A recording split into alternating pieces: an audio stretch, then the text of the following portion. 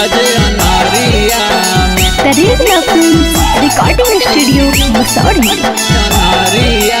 में गे हमरा दर्द होता तो पिया जे अनारिया में कले चली जमी तू गाड़ी सफरिया में, हाँ गाड़ी सफरिया में गे हमरा दर्द होता तो पिया जे अनारिया में गे हमारा दर्द होता तो पिया जे अनारिया में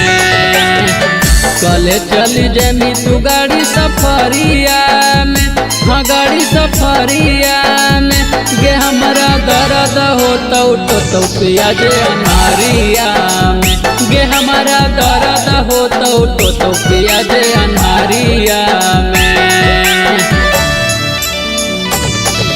अनारिया में अनारिया में गे हमरा दर्द होता तो पिया जे अनारिया में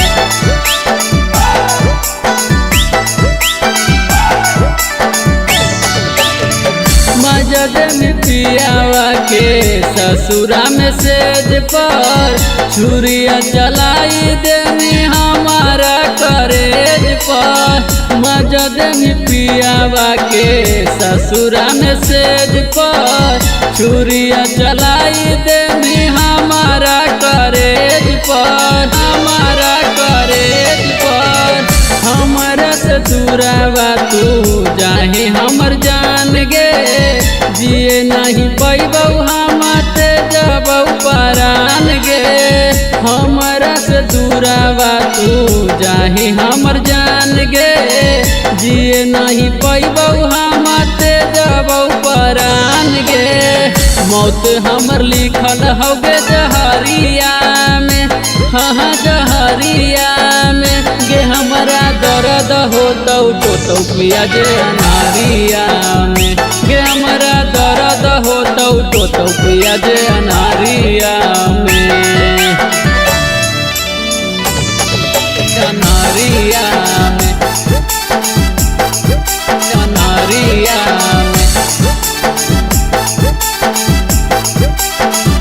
गे हमरा दर्द होता तो पिया जे अनारिया में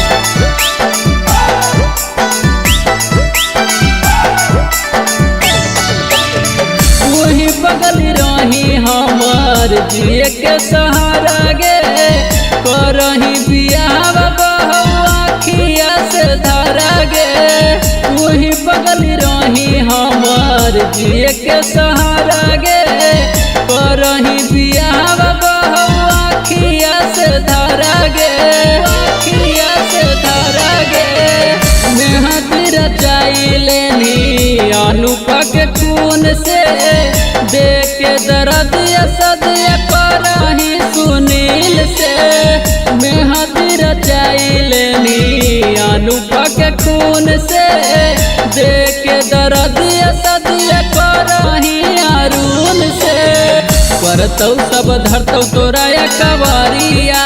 में, हाँ कवरिया में गे हमरा दर्द होता तो पिया जे अनारिया